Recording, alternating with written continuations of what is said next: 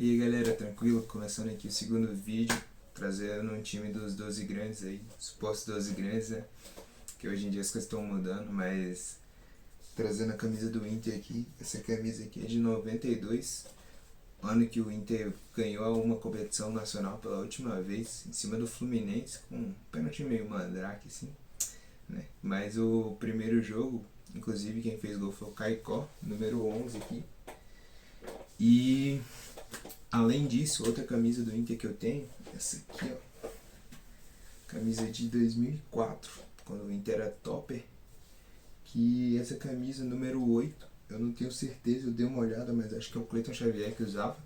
E esse ano, assim, o que teve de especial, entre aspas, o Inter foi até bem na Sul-Americana, chegou na semifinal e acabou perdendo pro Boca Juniors. É, acontece, né? Então, vou tentar falar um pouco das curiosidades do Inter mesmo, assim, que, tipo, geralmente você não escuta, não vê, as pessoas não falam, assim, e tentar manter uma ordem cronológica, assim, mais ou menos.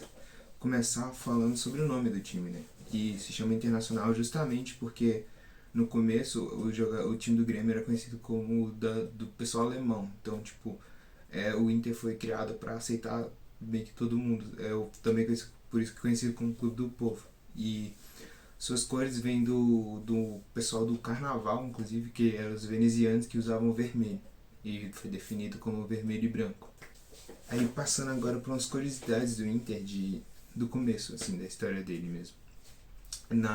Nos anos 50, assim, o Inter tinha um amuleto da sorte, que ele levava pro estádio, que era uma cabra malhada.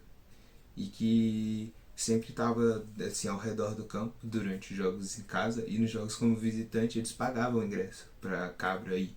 Então imagina, tá lá vendo o jogo, do lado tá uma cabra assim vendo o jogo contigo, tá ligado?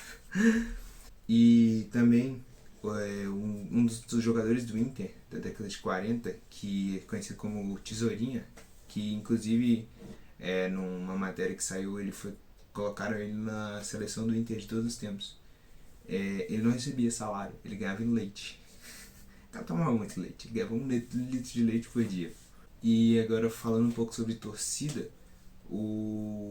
tinha um torcedor famoso do Inter que era chamado Charuto, que era o torcedor carismático lá, que ele entrava no estádio e ele recebia bebida de graça, então ele ficava doidão todo jogo. Aí tipo, a foto icônica dele, ele sentado na beira do estádio, do campo, dormindão assim, já acabado já do jogo.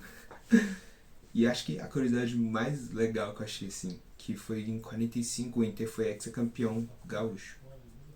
E ex-campeão, ou seja, 6 anos que ele ganhou. Aí o pessoal olhou e falou, pô, 6 anos? Beleza, então vamos.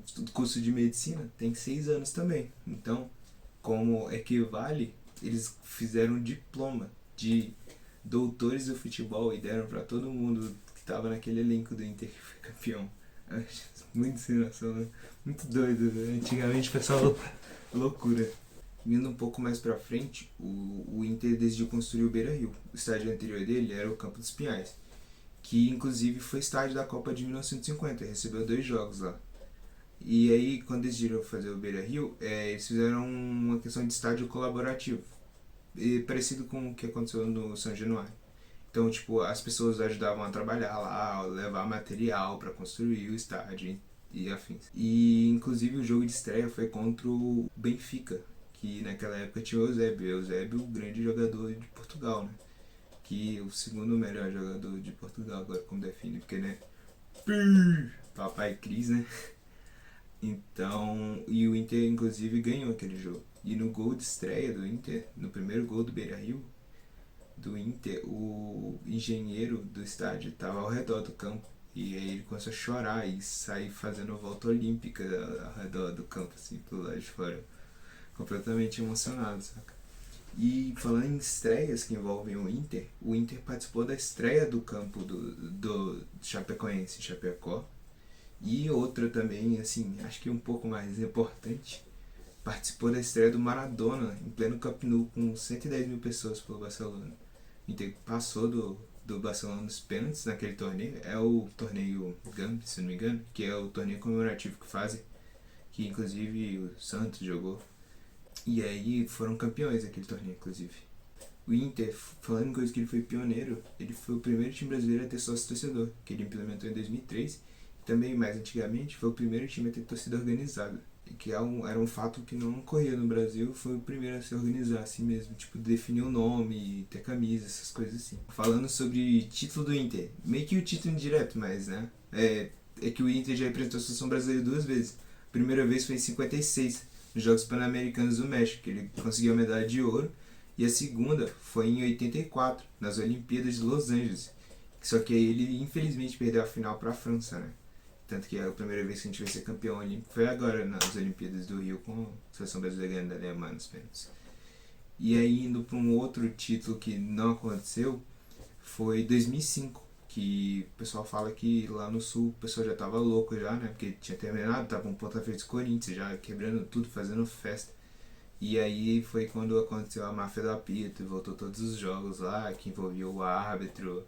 E aí depois você fica de jogo contra o Corinthians, né? Que o Tinga foi expulso, totalmente certo. E aí foi bem duro. E desde então o Inter não ganhou nenhum título nacional, né? Desde aquele título de 93 contra o Brasil, inclusive foi rebaixado, né? Mas então. E aí, numa coisa mais recente, o Inter. Uma curiosidade recente mesmo, o Inter fechou uma parceria com Atlético Madrid e outros times do mundo pra ter troca de mídia, fazer pré-temporada junto, amistosos, essas coisas. E um dos times, engraçado que um dos times que está envolvido nessa parceria é o Raja Casablanca, o segundo time a eliminar um time brasileiro numa semifinal de Mundial. O primeiro, né? Vamos citar não, né?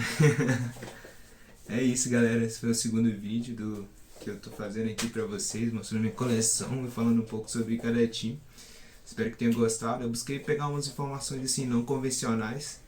Acho que ficou muito bom, então compartilha aí, manda pra geral. E mais uma vez tem uma dica do terceiro vídeo aí espalhado aí no cenário. E é isso, valeu, guys.